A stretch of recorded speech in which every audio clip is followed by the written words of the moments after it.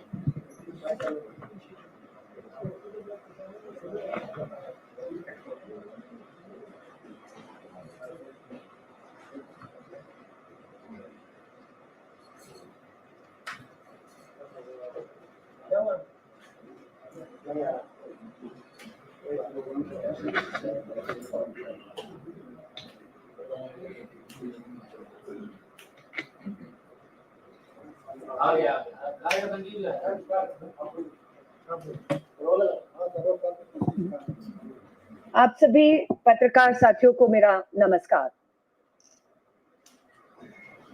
साथियों, मैं और मेरे जैसी करोड़ों बेटियां हैं, भारत की बेटियां हैं, उस भारत की बेटियां जिसे भारत नहीं, भारत मां कहा जाता है।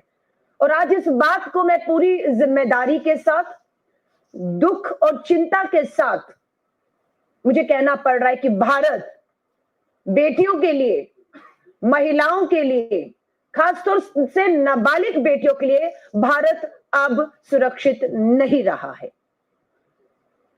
मुझे मालूम है बात निकलेगी तो दूर तक लग जाएगी कि अलका लांबा महिला कांग्रेस की राष्ट्रीय अध्यक्ष ने यह कहा है कि वो भारत जिसे भारत माता कहा जाता है, वो भारत अब बेटियों के लिए सुरक्षित नहीं है। इस बात को कहने के लिए एक नहीं अनेकों, बिहार कुशासन काल चल रहा है, बिहार में कुशासन काल। शुरुआत बिहार से करूंगी, आऊंगी हिंदुस्तान की भाजपा की डबल इंजन की सरकारों के पूरी तरह से बेनकाब करूंगी। ये मैं नहीं, नेशनल क्राइम रिकॉर्ड ब्यूरो के आंकड़े, तथ्य, सबूतों के साथ आई हूं, संसद में दिए जानकारी के लेकर आई हूं। 25 मई को मुजफ्फरपुर जिले के अंदर 9 वर्ष की दलित बेटी के साथ क्या हुआ आज सब जानते हैं। बलात्कार होता उस बच्ची का, उस पे वार होते, मात्र 9 साल की मासूम बच्ची के साथ ये सब हुआ, बलात्कार हुआ। उसके बाद सरकार ने क्या किया, प्रशासन ने क्या किया, पुलिस ने क्या किया, अस्पताल में क्या हुआ। और ये एक बच्ची नहीं है, लाखों बच्चियां इसी तरह की, इसी सिस्टम का शिकार, बलात्कार की शिकार हुई, पर सरकारी सिस्टम का भी शिकार हुई है।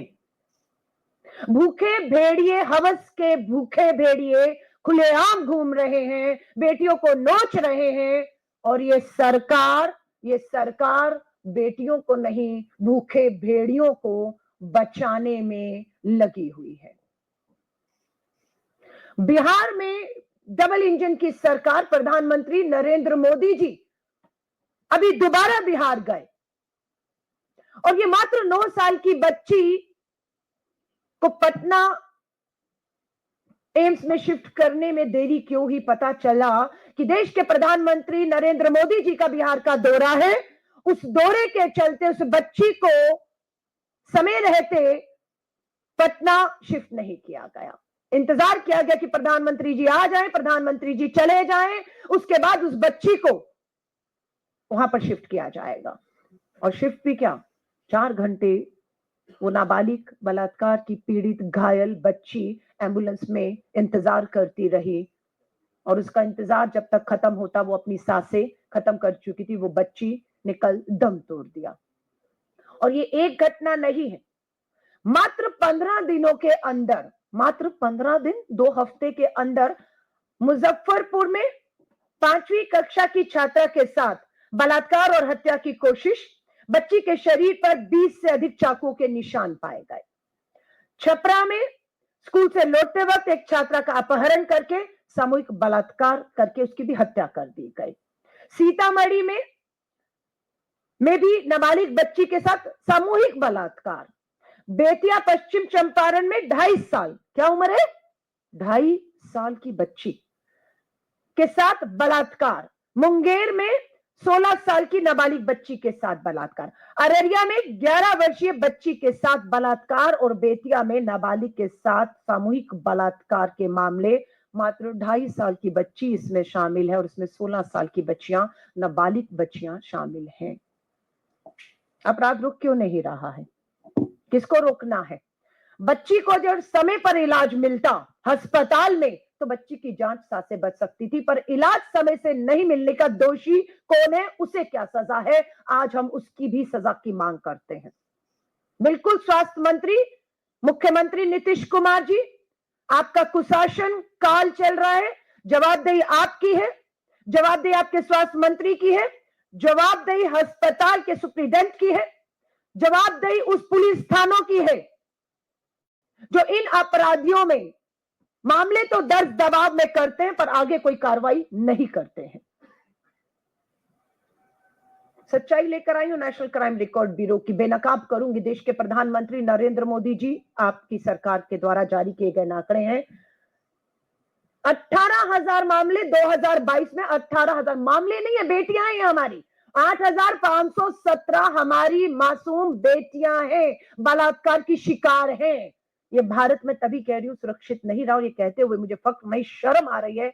और मुझे मालूम है मेरे भारत की छवि देश और विदेश के अंदर बेटी और महिलाओं को लेकर पर्यटन के लिए आती हैं हमारी बेटियां, हमारे देश को में लोग आते हैं, मुझे मालूम है इससे फर्क बहुत लोगों को पड़ने वाला है। लेकिन हम समाज का जो झूठा मान और सम्मान है, हाँ, कि चुप रहिए, क्या होगा उससे अगर बोलेंगे, आप बोलेंगे तो बदनामी होगी। बदनामी के डर से समाज नहीं बोलने देता, परिवार को चुप कर दिया जाता है। लेकिन आज ये आंकड़े बोल रहे हैं, 18,000 बेटियों में कन्विक्ट जो है कितने हुए? 5,000 कन्विक्ट होते हैं, छोड़े कितने गए 22 में? 12,000 लोग छोड़ दिए गए, बरी कर दिए गए। 2021 में 11,000 ट्रायल होते हैं, कन्विक्ट 3,000 से ऊपर लोग होते हैं, बरी 7,000 से ऊपर। 2020 ट्रायल 9,000 से ऊपर, कन्विक्ट 3,000, बरी 5,000 से ऊपर। 2019 ट्रायल 16,000 मामलों में, ये बेटियां हैं, 16,000 मामलों में कन्विक्ट 4,000 होते हैं से ऊपर, बरी 10,000 से ऊपर। यानी कि जितना कन्विक्शन नहीं है उतना बरी है। कन्विक्ट होने के बाद सजा है। आजादी 1947 के बाद 2025 तक अगर आप कहेंगे बलात्कार और हत्या के बाद कितनी फांसियां हुई? मात्र 5 फांसियां हुई। आजादी से लेकर अब तक मात्र 5 फांसियां। एक धनंजय चटर्जी का मामला, चटर्जी मामला था धनंजय का, उसमें फांसी उसको हुई। उसके बाद निर्भया में 4 को अभी फांसी होती है, तो कुल 5 में। कानून तो कहता है, कानून तो कहता है कि रेप में, नाबालिग बेटियों के रेप के मामलों में जो है वो फांसी बनती है। फांसी होती क्यों नहीं, हम ये पूछ रहे हैं। राजस्थान टॉप तो यूपी दूसरे नंबर पर। देश भर में 2022 में रेप के 31,000 से ज्यादा मामले दर्ज हुए, सबसे ज्यादा राजस्थान में। भाजपा की डबल इंजन की सरकार, नेशनल क्राइम रिकॉर्ड ब्यूरो कहता है नंबर 1 पर भाजपा की डबल इंजन की सरकार राजस्थान खड़ी है। नंबर 2 पर भाजपा की डबल इंजन की सरकार उत्तर प्रदेश खड़ी है, बेटियों के साथ बलात्कार, हत्या, जघन्य अपराधों में। मध्य प्रदेश भाजपा की डबल इंजन की सरकार तीसरे नंबर पे। महाराष्ट्र भाजपा की डबल इंजन की सरकार चौथे नंबर पे खड़ी है। भाजपा की डबल इंजन की सरकार हरियाणा में 5वें नंबर पे खड़ी है। और भाजपा की उड़ीसा में सरकार, नेशनल क्राइम रिकॉर्ड ब्यूरो कहता है, महिलाओं के साथ जघन्य अपराध में टॉप 6 राज्यों में आपके भाजपा की डबल इंजन की सरकारें खड़ी हुई हैं। सख्त कानूनों के बाद सजाएं नहीं है। पूरा सिस्टम पूरी तरह से फेल हो चुका है इस देश का। यह चेतावनी है, यह देश की बेटियों को भी मैं कहूंगी, यह चेतावनी, यह अलर्ट है, क्योंकि देश की सरकार ने पूरी तरह से हथियार डाल दिए हैं अपराधियों के सामने उन्हें बचाने के लिए।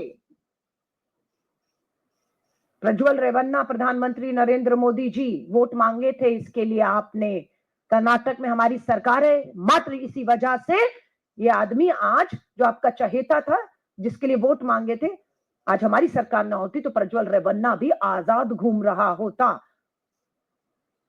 मुजफ्फरपुर की बेटी की बात है, 2018 में मुजफ्फरपुर में बालिका गृह कांड हुआ था। बालिका गृह कांड आपको याद होगा, बिहार के मुजफ्फरपुर में 2018 का मामला, 18 से अभी तक चला, 2000 अभी पता लगता है कि 2025 इसी साल के जनवरी में सबको बरी कर दिया गया है। और उसको सजा क्या मिली थी? इनको उम्र कैद की सजा मिली थी, मिलनी फांसी थी। लेकिन बिहार की डबल इंजन की सरकार का मन पसीजता है और फांसी नहीं, उम्र कैद। और आज पता लगता है उम्र कैद की सजा मुजफ्फरपुर में ये जिसका मुख्य आरोपी ब्रिजेश ठाकुर था, उसे और 10 आरोपियों को बरी कर दिया गया है। बरी क्यों किया गया? पता लगता है कि पुलिस ने सबूतों को जुटाने में, सबूतों को कोर्ट में पेश करने में कोताही बरती, जिसका फायदा अपराधियों को मिला। और ये 10 के 10 मुजफ्फरपुर बालिका गृह कांड के दोषी जो हैं, जिन्हें उम्र कैद की सजा हुई थी, वो बाइज्जत बरी कर दिए गए। और ऐसा नहीं कि बलात्कार नहीं हुआ था उस कांड में, जहां पर बेटियां अपने आप को सबसे ज्यादा, क्योंकि सरकारी घर था, वो सरकार के अधीन थे, वो बालिका सुधार गृह, वहां पर ये होता है। और ब्रजेश ठाकुर जो है अपने सभी लोगों के साथ आज उन्हें भाजपा जाएगी, लड्डू खिलाए, हार डाले, क्योंकि यही इनका काम है। और ये मैं फिर भारत में कह रही हूँ, जिम्मेदारी के साथ कह रही हूँ, हमारी राष्ट्रीय महिला आयोग और प्रदेश महिला आयोग भाजपा की सिर्फ कठपुतलियां बनकर रह गई हैं। ये भी एक बड़ा कारण है। वन स्टॉप सेंटर्स के नाम पर बहुत कुछ बड़े बड़े दावे हुए थे, आज वो पूरा बिहार हो या देश में वो वन स्टॉप सेंटर देखने को नहीं मिलते हैं। ये बेहद चिंता का विषय हो चुका है। मैं बार बार कह रही हूँ, पूरी जिम्मेदारी को लेकर कहती हूँ कि भारत जिसे भारत माँ कहा जाता है, उस भारत में बेटियां अब सुरक्षित नहीं रही हैं। मुझे मालूम है आज मैं यहां से जो बात कर रही हूं, या अमेरिका के राष्ट्रपति कुछ अभी बात करेंगे तो पूरा देश और विश्व लाइव सुनता है, हमें भी लाइव सुन रहे होंगे। इसलिए शायद भारत की छवि, भारत की झूठी शान, भारत बेटियों के लिए सुरक्षित है, भारत में कोई अपराध नहीं है, ये अगर मैं कहूंगी तो मैं अपनी उन लाखों बेटियों के साथ धोखा और अन्याय करूंगी जो आज भी न्याय की आस लगाए बैठे हैं और उन्हें न्याय नहीं है। बिहार में नेशनल क्राइम रिकॉर्ड ब्यूरो का आंकड़ा कहता है कि देश में मात्र 410 protection of children from sexual offence, नाबालिग बच्चियों के साथ बलात्कार के बाद जो अदालतें हैं, 410 अदालतें हैं। और मामले कितने हैं? मामले लाखों में हैं। और बिहार में पता लगता है कि अगर उन मामलों की सुनवाई भी शुरू करें फास्ट ट्रैक कोर्ट में, पोक्सो अदालतों में, 28 साल लगेंगे उस बेटी को न्याय दिलाने में, 28 साल। दिल्ली में 27 साल लगेंगे, जो दिल्ली की फास्ट ट्रैक और पोक्सो हमारी अदालतों में केस चल रहे हैं। ये मैं नहीं, नेशनल क्राइम रिकॉर्ड ब्यूरो कहता है कि जिस तरह की सुविधाएं हैं, जिस तरह की ट्रायल है, जिस तरह की जो है हमारी सिस्टम व्यवस्था है, 27 साल। उत्तर प्रदेश में नाबालिग बेटी को बलात्कार और हत्या के बाद उसके परिवार को न्याय के लिए 22 साल लगेंगे। पश्चिम बंगाल में 25 साल लगेंगे और अरुणाचल प्रदेश छोटे जैसे राज्य में भी 30-30 साल लगेंगे। ये मजाक नहीं है। फास्ट ट्रैक कोर्ट के नाम पर हमारे पास मात्र आज भी 755 फास्ट ट्रैक स्पेशल कोर्ट्स हैं। स्पेशल कोर्ट्स महिलाओं के लिए बनाई गई, बलात्कार जघन्य अपराधों में हत्या के लिए बनाई गई हैं, और ये सच्चाई आज देश को शर्मसार करने वाली है। प्रोटेक्शन ऑफ चिल्ड्रन में आज की डेट में अभी के आंकड़े 2,43,000 मामले पेंडिंग है। ये पेंडिंग है और इनमें कन्विक्शन 3% है, मात्र 3% है। और फांसी तो आपको मैंने कहा आजादी से लेकर अब तक 5 को हुई है। ये सरकार पूरी तरह से बेटियों के साथ नहीं खड़ी है, न्याय के लिए नहीं खड़ी है, ये अपराधियों और दोषियों के साथ पूरी खड़ी है। सिर्फ ये एकमात्र कारण है कि इस देश में बेटियां सुरक्षित नहीं है और अपराधियों के जो हौसले बढ़ रहे हैं। 2023 को लेकर आंकड़े सामने आए हैं जो बताते हैं कि मात्र 2023 में 2,67,000 मामले और नए दर्ज हुए हैं। यानी कि हर साल लाखों मामले दर्ज हो रहे हैं और करोड़ों मामले पेंडिंग पड़े हैं। बिहार सबसे बड़ा, क्योंकि चुनावी राज्य है, इसलिए प्रधानमंत्री नरेंद्र मोदी जी और सब भाजपा के बड़े नेताओं का वही आना जाना है। आप भी कहेंगे बिहार ही क्यों, दूसरे राज्य भी हैं, बिल्कुल भाजपा के डबल इंजन शासित राज्यों के मैंने नाम लिए, बिल्कुल नाम लिए, वहां क्यों नहीं हम ज्यादा उस मुद्दे को उठाते, क्योंकि प्रधानमंत्री मोदी जी वहां नहीं जा रहे हैं, भाजपा के नेता वहां नहीं जा रहे हैं। उन्हें अगर हमें घेरना है, सवालों के कटघरे में खड़ा करना है, उन्हें हमें शर्मिंदा करना है, तो वो बिहार की धरती, डबल इंजन की भाजपा की सरकार, कुशासन काल नीतीश कुमार जी का और प्रधानमंत्री नरेंद्र मोदी जी से वही जवाबदेही पूछेगी। पहचान वाले ही दुष्कर्मी हैं। ये बताते हैं कि 2022 में 31,000 मामले अगर दर्ज हुए तो उसमें से 31,000 में 30,000 मामले जान पहचान के लोगों ने किए हैं। तो यानी कि साफ होता है कि अपराधी को ढूंढना, खोजना, पकड़ना, सजाएं देना मुश्किल काम नहीं है, क्योंकि अपराधी अनजान नहीं है, अपराधी छुपा नहीं हुआ, अपराधी उसी समाज, उसी घर, उसी परिवार में रहता है, उसी सिस्टम में रहता है, और वो पूरा समाज, सरकार, सिस्टम उसे बचाने में लगता है। परिवार का कोई सदस्य अगर हम मामले करते हैं तो उसमें आप देखिए, दोस्त जान पहचान वाले 14,000 हैं, पारिवारिक दोस्त और पड़ोसी 13,000 के मामले 31 में, और परिवार के ही सदस्य 2,000 हैं। क्यों फांसियां नहीं हो रही हैं? परिवार, दोस्त, पड़ोसी, रिश्तेदार से ज्यादा भरोसा तो बच्चियां किसी पर नहीं कर सकती। और मैं फिर कह रही हूँ, ये मामला बहुत गंभीर हो रहा है। मैं देश को कहूंगी, ये चेतावनी है, निकलिए बाहर और सुरक्षित कर लीजिए अपनी मासूम नाबालिग बेटियों को, क्योंकि सरकार नपुंसक हो चुकी है, सरकार ने हाथ खड़े कर दिए हैं, सरकार जिम्मेदारी लेने से इनकार कर चुकी है, सरकार अपराधियों के साथ खड़ी है, सरकार खोखले झूठे नारे देकर आपको गुमराह कर रही है। बेटी बचाओ, हमारा देश के प्रधानमंत्री जी से एक ही सवाल है, मोदी जी मन की बात आप करते हैं, महिलाओं पर हो रही देश में दरिंदगी की बात कब करेंगे? इन दरिंदगी की शिकार बेटियां जिन्हें समय पर इलाज बिहार में नहीं मिला, उन्हें कब मिलेंगे? कब मिलेंगे जिन्हें थानों में पुलिस आपकी फेल हो रही है अदालतों में सबूत पेश करने में, और अपराधी एक के बाद एक बरी हो रहे हैं। सो ये चेतावनी है, ये गंभीर स्थिति बन चुकी है, और मुझे लगता है एक होता है ना रेड अलर्ट, आपातकाल, ये बिल्कुल वही है हमारे देश की बेटियों के लिए, और उस देश में जिस भारत को हम भारत माता कहते हैं। ये दुख और चिंता की बात है। मैं अब अपनी साथी गरिमा जी को कहूंगी, वो अपनी बात को रखें। बहुत धन्यवाद अलका जी। नमस्कार, मैं गरिमा मेहरा दसौनी, 4 धामों की पावन भूमि देवभूमि उत्तराखंड से सर्वप्रथम तो आप सबका मैं तहे दिल से यहाँ स्वागत करती हूँ इस महत्वपूर्ण और संवेदनशील प्रेस वार्ता में। आप लोग बड़ी संख्या में आए, अपना बहुमूल्य समय इस प्रेस वार्ता के लिए निकाला, उसका आपको हृदय से आभार, धन्यवाद। मैं यहाँ आपके समक्ष आई हूँ एक ऐसा हत्याकांड 2022 में जिसने ना सिर्फ उत्तराखंड को बल्कि समूचे देश को झकझोर दिया था। एक भावुक करने वाला वो पल था, आप सब विदित होंगे, अंकिता भंडारी हत्याकांड से। 30 मई को अंकिता भंडारी हत्याकांड में लोअर कोर्ट कोटद्वार ने अपना फैसला सुनाया। 2 साल 9 महीने चलने वाली सुनवाई का फैसला आया, जिसमें मुख्य आरोपी और उसके साथ 2 सह आरोपियों को कठोर आजीवन कारावास के साथ साथ मुख्य आरोपी को 72,000 और दोनों सह अभियुक्तों को 62 हजार की पेनल्टी पड़ी है। न्यायालय का जो भी फैसला है हम उसका स्वागत करते हैं, सम्मान करते हैं, क्योंकि हम कांग्रेसमैन न्यायपालिका को सर्वोपरि मानते हैं, क्योंकि न्यायपालिका को सर्वोच्च स्थान दिया है संविधान ने, और संविधान का अवमानना या अपमान करने की तो हम सोच भी नहीं सकते।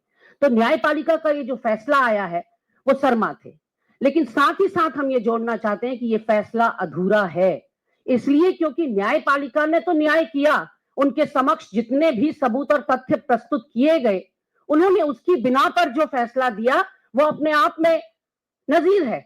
लेकिन उन सबूतों का क्या जो पूरी तरह से नष्ट कर दिए गए, ध्वस्त कर दिए गए। आज मैं उन्हीं के विषय में आपके द्वारा, आपके माध्यम से जो गूंगी बहरी धृतराष्ट्र बनी हुई उत्तराखंड की और केंद्र की सरकार है, 2022 से लगातार जो मामले में लीपापोती करने का प्रयास कर रही है, वो सारे सबूतों के बारे में सिलसिलेवार आपसे बात करना चाहती हूं, क्योंकि न्यायालय के समक्ष ये सबूत रखे ही नहीं गए। पहले दिन से इसको अंडर द कार्पेट पुश करने की कोशिश की गई। जो अंकिता के साथ हुआ वो बहुत दुर्भाग्यपूर्ण था, उसको रोका नहीं जा सका, लेकिन अब जो अंकिता और अंकिता के माता पिता के साथ हो रहा है उसको रोका जा सकता है, लेकिन उसके लिए एक संवेदनशील, एक दिल रखने वाली सरकार चाहिए।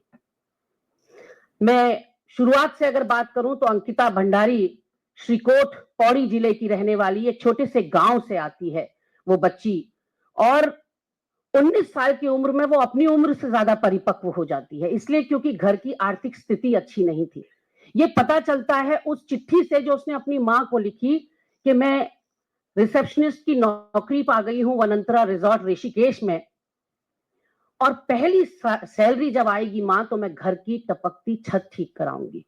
तो आप सोच सकते हैं कि किस यातना से वो परिवार गुजर रहा था और किस मजबूरी में उन्होंने अपनी छोटी सी बच्ची को दहलीज पार करने के लिए इजाजत दी होगी। बहुत आसान नहीं है उत्तराखंड में। उत्तराखंड का व्यक्ति बहुत स्वाभिमानी होता, वो नमक के साथ रोटी खा लेगा, लेकिन अपनी बच्चियों को बाहर काम पर नहीं भेजता। इनको भेजना पड़ा, इनकी मजबूरी थी। मैं वनंतरा रिजॉर्ट के बारे में अगर बात करूं तो वनंतरा रिजॉर्ट का मालिक है विनोद आर्या, जो भाजपा का पूर्व राज्य मंत्री है, दिग्गज नेता है। उस विनोद आर्या का पुत्र है मुख्य आरोपी पुलकित आर्या, और ये जो रिजॉर्ट है वनंतरा रिजॉर्ट, ये अवैध रूप से निर्माण इसका हुआ है। निशंक सरकार में ये भूमि विनोद आर्या को लीज में दी गई थी आयुर्वेदिक दवाखाना ड्रग फैक्ट्री खोलने के लिए। दवाखाना तो खुला नहीं, वनंतरा रिजॉर्ट खुल गया, और वनंतरा रिजॉर्ट जैसे असंख्य रिजॉर्ट खुले हुए हैं उत्तराखंड में। थाईलैंड बनने की पूरा प्रयास चल रहा है उत्तराखंड को। तो विनोद आर्या जो दर्जाधारी मंत्री थे, दायित्वधारी मंत्री थे भाजपा की सरकारों में, उनके पुत्र पुलकित आर्या और उसके दो दोस्त सौरभ भास्कर और अंकित गुप्ता ने इस कृत्य को अंजाम दिया। तो आप सोच सकते हैं वो अंकिता जो जिसकी आंखों ने अपने सपने देखने ही अभी शुरू किए थे, पहली सैलरी उठाना तो दूर की बात, 12-13 दिन के अंदर नौकरी एक रिसेप्शनिस्ट के तौर पर वो ज्वाइन करती है और 12-13 दिन के अंदर मौत के घाट उतार दी जाती है। ये सिलसिला शुरू हुआ 18 सितंबर को, जब मिसिंग हुई, अंकिता लापता हुई रहस्यमय तरीके से, और 19 तारीख को भी उसके पिता पटवारी के पास, जो कि रेवेन्यू के सब इंस्पेक्टर होते हैं, पटवारी के पास गुमशुदगी की रिपोर्ट लिखाने जाते हैं। पटवारी बेरंग वापस लौटा देता है। 20 को फिर रिपोर्ट लिखाने जाते हैं और 20 को रेवेन्यू पुलिस ये मामला अपने पास लेती है। 20 और 21 को ये मामला रेवेन्यू पुलिस के पास रहता है, 22 को ये रेगुलर पुलिस को दे दिया जाता है। और बहुत सारे खुलासे अंकिता के व्हाट्सएप चैट से मिलते हैं, जहां 17 सितंबर को, यानी कि गायब होने के एक दिन पहले, वो अपने एक दोस्त पुष्प को लिखती है कि यहां तो देह व्यापार होता है, मैं तो गलत जगह फंस गई, और ये मुझसे किसी तथाकथित वीआईपी को एक्स्ट्रा सर्विस देने के नाम पर मुझ पर दबाव डाल रहे हैं और 10,000 रुपया मुझे उसके लिए पेशकश कर रहे हैं। और वो ये भी लिखती है कि मैं घुटने नहीं टेकूंगी, मैं इस दबाव के आगे नहीं झुकूंगी, मैं ये काम करने, ये गंदा काम करने यहां नहीं आई थी। तो ये सारी बातों का खुलासा उसकी व्हाट्सएप चैट से होता है। तो 18 को वो गायब होती है, 19 को पिता को लौटा दिया जाता है, 20 को रेवेन्यू पुलिस, 22 को रेगुलर पुलिस, 24 को, यानी कि 6 दिन बाद अंकिता का शव मिलता है चीला नहर से। उसको नहर में फेंक दिया गया था। 6 दिन बाद शव मिलता है, लेकिन आप सुनकर हतप्रभ रह जाएंगे। 23 सितंबर को रात 9-10 बजे वहां की यमकेश्वर की स्थानीय विधायक रेणु बिष्ट अपनी अगुवाई में, वो फेसबुक लाइव में साफ दिखाई पड़ रही है, और मैं अंत में आपको वीडियो सुनाऊंगी रेणु बिष्ट का, जिसमें वो स्वीकार कर रही हैं कि उनको बुलडोजर चलाने का आदेश मुख्यमंत्री पुष्कर सिंह धामी से मिला है। तो शव भी नहीं मिला बच्ची का, कि वही पोर्शन वनंतरा रिजॉर्ट का उसी पोर्शन। अब आप मुझे बताइए, एक आम आदमी के लिए क्राइम स्पॉट के साथ छेड़छाड़ करना आसान है क्या? अलाउड है क्या? क्या ये जघन्य अपराध नहीं है कि जो सील हो गया हो, जहां क्राइम हुआ हो, जहां बच्ची की हत्या हुई हो, उसके साथ दुष्कर्म हुआ हो, उसके साथ छेड़खानी तो छोड़िए, उतना ही पोर्शन जितने में वो रहती थी, उस पोर्शन को बुलडोजर से मैडम एमएलए साहब डिस्ट्रॉय कर देती हैं अपनी प्रेजेंस में, अपनी उपस्थिति में, और उसके बाद धन्यवाद ज्ञापित करती हैं, एक वीडियो रिलीज करती हैं धन्यवाद करने का। वो वीडियो मैं अंत में सुनाऊंगी क्योंकि उससे क्रम टूटता है, और ये है मुख्यमंत्री पुष्कर सिंह धामी जी का 24 तारीख का सुबह 9 बजे किया हुआ ट्वीट। मैं इसको कोट अनकोट करके आपको सुनाना चाहती हूं। सुबह 9 बजे वो ट्वीट करते हैं, आरोपियों के गैर कानूनी रूप से बने रिजॉर्ट पर बुलडोजर द्वारा कार्रवाई भी कल देर रात कर दी गई है। हमारा संकल्प है कि इस राज्य में जघन्य अपराध के दोषियों को बख्शा नहीं जाएगा। अब बुलडोजर चलाने के लिए इनसे किसने कहा और क्यों आनन फानन में बुलडोजर चलाया गया, ये यक्ष प्रश्न है। पर दूसरा सबूत, 17 दिन के गैप में 2 बार आग लग जाती है पुलिस कस्टडी में होने के बावजूद इसी रिजॉर्ट में। अंकिता भंडारी का जो बिस्तर था जिसमें वो सोती थी, उस बिस्तर को स्विमिंग पूल में डाल दिया गया ताकि फोरेंसिक जांच में कुछ निकल कर ना आए। आप सोच सकते हैं पुलिस की कस्टडी में वो रिजॉर्ट है, सबके लिए सील है, लेकिन उन दिनों की वारदात अगर हम बताएं, क्योंकि हम लोग बहुत पैनी नजर बनाए हुए थे हर घटनाक्रम पर, उन दिनों चाहे बड़ा पत्रकार हो, छोटा पत्रकार हो, या स्वयंभू पत्रकार हो, या कोई भी आम पब्लिक हो, वो सेल्फी स्टिक लेकर चहलकदमी कर रही थी रिजॉर्ट की, और कोई खून के धब्बे जमीन पर दिखा रहा था, तो कोई उजड़ा हुआ बुलडोजर से ध्वस्त किया हुआ रिजॉर्ट दिखा रहा था, तो allowed for all, no man's land बना हुआ था। यहां पर मैं आपसे कहना चाहती हूं कि कांग्रेस पार्टी ने तत्कालीन हमारे प्रभारी देवेंद्र यादव जी के अथक प्रयासों से जम्मू की सुप्रीम कोर्ट की एक वकील को उत्तराखंड लाया गया, उनको श्रीकोट ले जाया गया अंकिता के माता पिता से मिलने, और हम pro bono, free of cost, मुफ्त में उनका वो केस लड़ने की पेशकश की गई। लेकिन उन्होंने सरकारी वकील को चुना। कुछ महीनों बाद ही उनको अपनी गलती का एहसास हुआ और उन्होंने वकील बदलवाने के लिए अर्जी लिखी मुख्यमंत्री जी को कि ये जितेंद्र रावत जी आपने दे रखे हैं, लेकिन ये तो हमारा केस वीक कर रहे हैं, ये तो आरोपियों की तरफ से ज्यादा बोलते हैं और हमारे केस को कमजोर कर रहे हैं। खैर 1 महीने बाद उनको बदल के वकील दिया गया, अवनीश नेगी जी दिए गए। सुसाइड की तक धमकी दी माता पिता ने कि सीबीआई में मामला दीजिए, नहीं तो हम आत्महत्या कर लेंगे। लेकिन ये सीबीआई को दिया जा सकता था। आपने देखा कलकत्ता का वो फेमस डॉक्टर की हत्या वाला केस 2 या 3 दिन के अंदर सीबीआई के पास केस चला गया। लेकिन हमारे वहां जिस केस ने पूरे देश को हिला दिया, झकझोर दिया अंदर तक, उसमें ना सीबीआई की जांच की संस्तुति की गई और ना फास्ट ट्रैक कोर्ट में मामला चला। 2 साल 9 महीने तो ये अभी लोअर कोर्ट में चला है। अब माता ने ठानी है अंकिता की कि मैं हाई कोर्ट का दरवाजा खटखटाऊंगी क्योंकि मुझे फांसी चाहिए। ये हैवानियत भरा जो कृत्य इन्होंने मेरी बेटी के साथ किया, मुझे फांसी का फंदा चाहिए इनके लिए, इसलिए मैं हाई कोर्ट जाऊंगी। तो सोच सकते हैं आप वो यातना जिससे वो परिवार गुजरा है। उसके पिता ने मीडिया से कहा कि 3 गाड़ियां बदलकर मैं हर तारीख में आता था कोर्ट द्वार। हर तारीख में माता पिता उपस्थित होते थे और अपने छोटे से गांव से वो 3 गाड़ियां बदल कर आते थे। आर्थिक स्थिति की मैंने आपको चिट्ठा बताई दिया कि जो बेटी अपनी मां से कह रही है घर की टपकती छत ठीक करवाऊंगी पहली सैलरी से, तो उनकी क्या आर्थिक स्थिति होगी। जीर्ण शीर्ण हो चुके हैं माता पिता, रोते रोते आंखें पथरा गई हैं। पूरा उत्तराखंड भी यही अपेक्षा कर रहा था कि इसमें फांसी की सजा होगी, क्योंकि अपराध इतना विभत्स, इतना जघन्य और इतना हैवानियत भरा था। लेकिन क्योंकि साक्ष्य सबूत तो नष्ट कर दिए गए हैं, तो कोर्ट से हमें कोई शिकायत नहीं है। वो तो उतना ही न्याय देंगे जितना उनके समक्ष सबूत रखे जाएंगे। लेकिन यदि सीबीआई में मामला जाता तो दूध का दूध पानी का पानी होता। उस समय के डीजीपी ने भी अपने ट्वीट पर लिखा कि आदरणीय मुख्यमंत्री जी के आदेश पर बुलडोजर चला दिया गया है। 12 घंटे के बाद चाहे डीजीपी साहब ने वो ट्वीट डिलीट कर दिया। और तो और आप सोचिए कि अंकिता का जो पोस्टमार्टम कर रही थी जो टीम, 5 डॉक्टर्स की टीम थी, एक भी महिला डॉक्टर नहीं थी।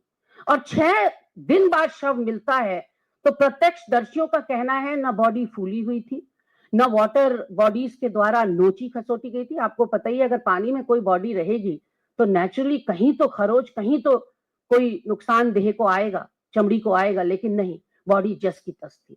तो ये भी विशेषज्ञों का कहना है कि 6 दिन बॉडी पानी में थी या नहीं, इस पर भी संशय है।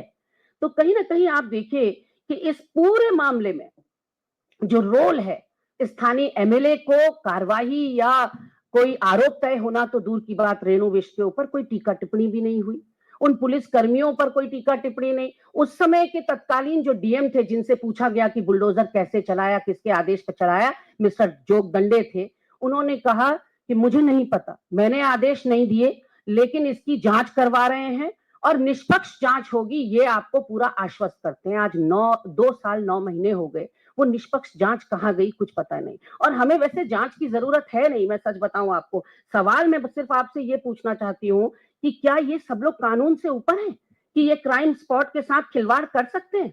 और आप देखिए कितनी प्रचार के लिए भूखी है ये भाजपा, कि उधर फैसला आया भी नहीं था कि धाकड़ धामी के पेज से ये पोस्टर लॉन्च हो जाता है जिसमें कि पूरा का पूरा श्रेय धामी जी को दे दिया जाता है इस कठोर आजीवन कारावास के लिए।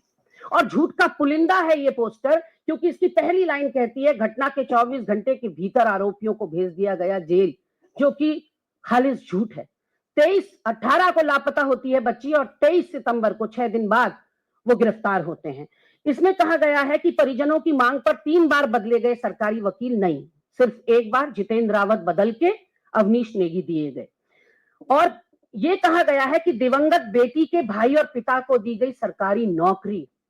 और आप सोचिए कि इस पोस्टर रिलीज के 6 घंटे के भीतर अंकिता के पिता ने वीडियो रिलीज किया है जिसमें उन्होंने पूछा है, धामी जी मेरी किस विभाग में नौकरी है, मुझे तो बता देते।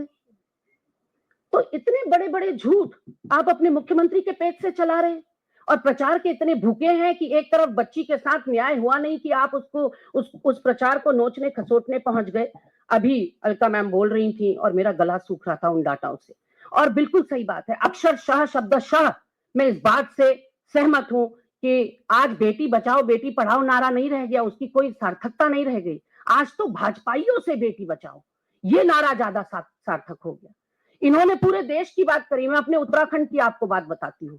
एनसीआरबी कहता है 9 हिमालयी राज्यों में उत्तराखंड महिला अपराध में सर्वोपरि है, नंबर 1 है। उसके अलावा 6 महीने की अगर मैं घटनाएं आपको बताऊं, मात्र पिछले 6 महीने की बता रही हूं। चंपावत का भाजपा का मंडल अध्यक्ष कमल रावत नाबालिग के साथ खेतों में छेड़छाड़ दुष्कर्म, जेल के अंदर है। सल्ट का मंडल अध्यक्ष भगत सिंह बोरा जेल के अंदर है, फिर नाबालिग के साथ दुष्कर्म। इनका दुग्ध संघ का लाल कुआं का अध्यक्ष दिग्गज नेता भाजपा का मुकेश बोरा विधवा मां और उसकी 12 साल की बच्ची के साथ सेक्सुअल मॉलेस्टेशन और हैरेसमेंट के केस में पॉक्सो एक्ट में जेल के अंदर बंद है। और तो और आप सोचिए उससे दुग्ध संघ का वो कार्यभार तक वापस नहीं लिया गया, वो जेल के अंदर बोर्ड मीटिंग कर रहा है। क्या छाती पर बीतती होगी उस विधवा मां की और उस बच्ची की, जो अपने आरोपी को जेल के अंदर ये वीआईपी सुविधा मिलते हुए देख रहे हैं कि वो बोर्ड मीटिंग कर रहे हैं एज दुग्ध संघ अध्यक्ष। कहानी यहां पर समाप्त नहीं होती। हरिद्वार बहादुराबाद के भाजपा के ओबीसी प्रकोष्ठ के सदस्य आदित्य राज सैनी 13 साल की बच्ची के साथ गैंगरेप करते हैं और मौत के घाट उतार देते हैं। उसके बाद होली के दिन इनका रुद्रपुर का वार्ड नंबर 6 से पार्षद शिव कुमार गंगवार 2 महिलाओं के साथ सेक्सुअल हैरासमेंट, सेक्सुअल मोलेस्टेशन करता है, जिसमें से एक नाबालिग है। और ये मैं केवल 6 महीने का बता रही हूं। अगर हम पीछे जाएं तो पीछे इनका संगठन महामंत्री भाजपा का उत्तराखंड का संजय कुमार रातों रात बैकडोर से भगा दिया गया, क्योंकि भाजपा की ही महिला कार्यकर्ता ने उसके ऊपर 3 साल तक यौन उत्पीड़न के आरोप ही नहीं लगाए, वीडियो और ऑडियो वायरल कर दिए। आपसी बातचीत के कोई चारा नहीं बचा भाजपा के पास। उसको पेनलाइज करने के बजाय, उसको सजा देने के बजाय आधी रात को उसको बेदखल कर दिया उत्तराखंड से। और उस पूरे केस में वो जब पीड़िता महानगर अध्यक्ष और प्रदेश प्रवक्ता विनय गोयल के पास जाती है, उन्हीं की महिला कार्यकर्ता की संगठन महामंत्री ने मेरा उत्पीड़न किया 3 साल, तो आप जानते हैं विनय गोयल क्या कहते हैं? प्रचारकों की भी शारीरिक नीड होती है। ये विनय गोयल के शब्द हैं, आप गूगल करिएगा आपको मिल जाएंगे, जो कि वहां के समाचार पत्रों में बड़े बड़े अक्षरों में छपे थे कि भाजपा का देहरादून का महानगर अध्यक्ष, तत्कालीन महानगर अध्यक्ष, 2018-19 की घटना है, वो कहता है प्रचारकों की भी शारीरिक नीड होती है और यही नहीं रुकता, वो कहता है अच्छे घर की महिलाएं राजनीति में मेंटली प्रिपेयर होकर आनी चाहिए। वो कहता है अच्छे घर की महिलाएं राजनीति में आती नहीं, और जो आती हैं वो मेंटली प्रिपेयर होकर आती हैं कि उनके साथ ये सब होगा। ये मानसिकता है भाजपा की। इनका द्वाराहाट का पूर्व विधायक है महेश नेगी, उसके ऊपर एक वही द्वाराहाट की महिला आरोप लगाती है कि मेरी ये 2 साल की जो बच्ची है ये विधायक महेश नेगी की है, डीएनए जांच करा लीजिए, नहीं निकली तो सूली पर टांग दीजिएगा। आज 6 साल बाद डीएनए जांच तो नहीं हुई भाई साहब, लेकिन महेश नेगी को क्लीन चिट मिल गई। ये हालात हैं उत्तराखंड के, इसीलिए मैंने कहा कि इनकी बात से मैं अक्षरशः सहमत हूं कि आज बेटी बचाओ बेटी पढ़ाओ नहीं, आज भाजपाइयों से बेटियां बचाने की जरूरत है, क्योंकि उत्तराखंड में तो ये जो दुष्कर्म और बलात्कार तो छोड़िए, किसी तरह का कोई अपराध हो रहा हो उसमें संलिप्तता डबल इंजन वाली धाकड़ धामी की सरकार की जरूर, कार्यकर्ताओं की जरूर है। चाहे भ्रष्टाचार हो रहा हो, चाहे भर्ती घोटाले हो रहे हो, चाहे बलात्कार हो रहे हो, चाहे नाबालिगों के साथ दुष्कर्म हो रहा हो, हर जगह भाजपा व्याप्त है। घर घर भाजपा, शायद इसी का मतलब था नारे का मतलब। मैं अपनी वाणी को विराम देती हूँ। मैं गरिमा जी की बात को आगे बढ़ाकर, एक वीडियो है, ये जैसे ही फैसला आया है धामी सरकार ने दिलाया 29 सितंबर 2023 का वीडियो है, 29 सितंबर 2023, लगभग 2 साल पहले का ये वीडियो है। आप देखिएगा इस वीडियो में, ये हमारी ज्योति रुतेला जी उत्तराखंड महिला कांग्रेस की अध्यक्ष हैं। इन्होंने पूरी महिला कांग्रेस के साथ 29 सितंबर 2023 को अपने केश, अपने बाल, एक महिला के लिए ये छोटी बात नहीं होती, अपने पूरे मुंडन करवाए। पूरी तरह से इस मामले को जो सरकार दबा रही थी, वो सरकार उस मामले को दबाए ना, ज्योति रुतेला जी और पूरी महिला कांग्रेस ने अपना सर मुंडवाया, और तब जाकर, माफी चाहूंगी मीडिया को, सबको लगा कि ये कुछ दिखाने लायक है, इसको थोड़ा दिखाया जाना चाहिए। और उस मामले में 2 साल तक पुलिस की लाठी, जो 2 साल आंदोलन चला, इनके पेट तक में पुलिस ने 2 साल लगातार आंदोलन छोड़ा नहीं। और आज की ये तस्वीर है, ये अपराधी पकड़ा जाता है बेशर्मी के साथ। देखिए, मुस्कुराते हुए धामी जी कह रहे हैं न्याय दिलाया।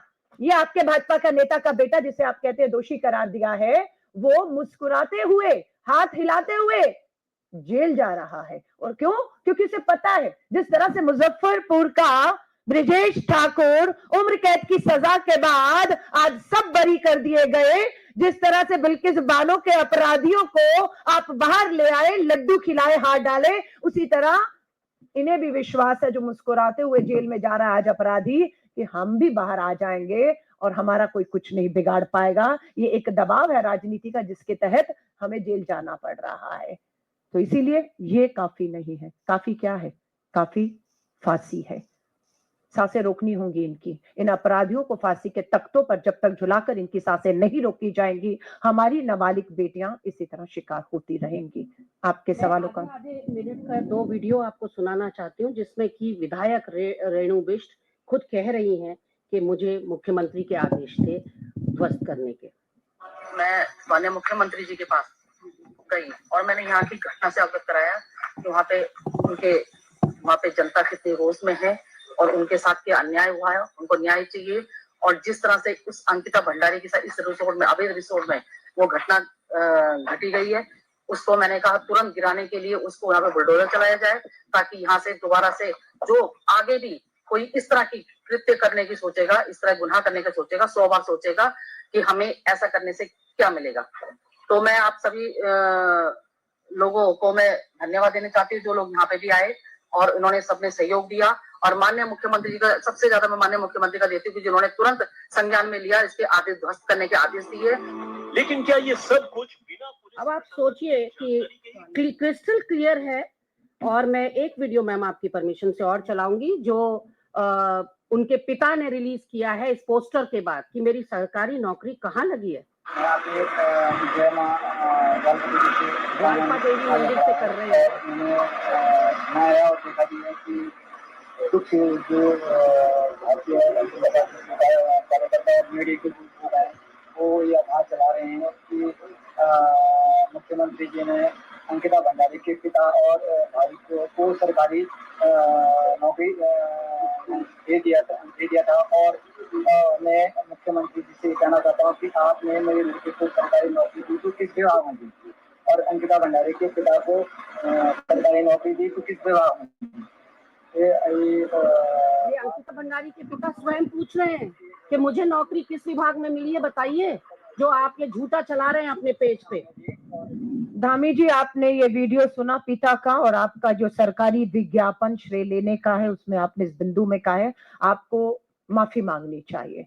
आपको अंकिता भंडारी के पिता से, परिवार से, उत्तराखंड से माफी मांगनी चाहिए, और इस झूठे बयान, झूठे विज्ञापन, झूठे दावों पे हम कहते हैं भाजपा के शीर्ष नेतृत्व को तुरंत धामी जी को मुख्यमंत्री पद से हटाया जाए। वीआईपी का भी खुलासा नहीं हुआ है अभी तक। ठीक है, अब अगले एक्स्ट्रा सर्विस देने की बात हो रही थी। आपके सवाल इसी से संबंधित। ये लगातार सवाल अंकिता भंडारी केस में रहे कि भाई वो वीआईपी कौन है, क्या किसी पार्टी का संबंध है, और अब सजा भी हो गई है, लेकिन इस सिलसिले में कोई जवाब नहीं आता है। मैंने जैसा कि कहा कि स्वागत है न्यायालय की इस फैसले का, क्योंकि न्यायालय को जो बताया और दिखाया गया उस आधार पर तो न्यायालय ने सही फैसला दिया है, लेकिन इसकी जांच का दायरा व्यापक होना चाहिए था। हम यही कह रहे हैं, हम इसीलिए सीबीआई जांच की मांग कर रहे थे, क्योंकि जो उसकी चैट में क्लियरली वो लिख रही है कि किसी तथाकथित वीआईपी के आने की यहाँ बात हो रही है और मुझ पर दबाव बनाया जा रहा है कि उसको एक्स्ट्रा सर्विस देनी है, यानी कि सेक्सुअल सर्विसेज देनी है, और 10,000 की पेशकश हो रही है उसके बदले। लेकिन मैं यहाँ पर आपसे कहना चाहती हूँ कि अंकिता तो चली गई, उसको तो हम नहीं बचा पाए, लेकिन अंकिता इस पूरे प्रकरण में उत्तराखंड का मस्तक जो है इतना ऊंचा कर गई, वो पूरे देश और दुनिया में ये संदेश दे गई कि उत्तराखंड की महिला अभिमानी होती है, स्वाभिमानी होती है, और अपनी अस्मिता के साथ किसी भी प्रलोभन में या किसी भी दबाव में वो नहीं सरेंडर करती। ये एक सिल्वर लाइनिंग इस केस में जरूर आई है कि उत्तराखंड की मातृशक्ति का माथा 56 इंच का सीना हो गया है। और वीआईपी की जहां तक आपने बात कही, वो सफेद पोश है। उस वीआईपी के लिए भी अंकिता के पिता ने एक चिट्ठी लिखी आत्मदाह की धमकी देते हुए, दूसरी चिट्ठी लिखी वकील को बदलने के लिए, तीसरी चिट्ठी लिखी वीआईपी मुझे संशय है, शंका है कि वीआईपी आपके दल का कोई सफेद पोश है। उन्होंने तो नाम भी लिया था, मैं नाम इसलिए नहीं लूंगी क्योंकि पुख्ता कोई सबूत हमारे पास है नहीं। चरित्र बनाने में वर्षों लगते हैं, बिगाड़ने में तो एक सेकंड में चरित्र बिगाड़ा जा सकता है। तो मैं चरित्र हनन नहीं करना चाहती, मैं वो नाम नहीं लेना चाहती। वो उनका लेटर जो है वो सार्वजनिक है, वो गूगल में आप ढूंढेंगे, कहीं भी ढूंढेंगे तो पिता का चिट्ठी मिल जाएगी, और चिट्ठी में वो साफ तौर पर नाम लिख रहे हैं, बड़े दिग्गज नेता का नाम है। और सारी कवायद जो ये पहले दिन से मैं कह रही हूं सबूत और साक्ष्य नष्ट किए गए, वो इसी वजह से, क्योंकि भाजपा का दामन एक बार पुनः संजय कुमार के बाद अब फिर से दागदार होने को था। मैं एक और मामला ब्रजभूषण शरण का तस्वीर पूर्व भाजपा के सांसद की है। इस मामले में भी आपको मालूम होगा कि दिल्ली पुलिस ने शिकायत लेने से इनकार किया और दिल्ली पुलिस ने एफआईआर नहीं की थी। विनेश फोगाट और हमारी पहलवान बेटियों की एफआईआर सुप्रीम कोर्ट की दिल्ली पुलिस को लगाई गई फटकार के बाद होती है, लेकिन उसके बावजूद भी कोई पूछताछ नहीं। इस पूरे मामले में एक नाबालिग बेटी ने भी अपनी शिकायत की थी, पोक्सो कानून के तहत शिकायत दर्ज हुई थी। आज पता लगता है कि दिल्ली पुलिस, वो दिल्ली पुलिस जिसने शिकायत लेने से, एफआईआर करने से मना कर दिया था, उस दिल्ली पुलिस ने जो है क्लोजर रिपोर्ट जो है वो पेश कर दी कि इस मामले को बंद कर दिया जाए, इस मामले में कुछ नहीं है। तो आप ये देख रहे हैं, जिस देश में पुलिस पीड़िता नहीं सरकारों के साथ दबाव में काम कर रही हो, समय पर सबूत ना जुटा कर ना पेश करती हो, जिसका लाभ अदालतों में अपराधियों को मिलता है, तो आप सोच सकते हैं। इसीलिए मैं कह रही हूं, ये बड़ी एक चेतावनी, रेड अलर्ट मैं कहूं, खतरे के निशान से ऊपर भारत जा चुका है। भारत बेटियों के लिए अब सुरक्षित नहीं रहा है।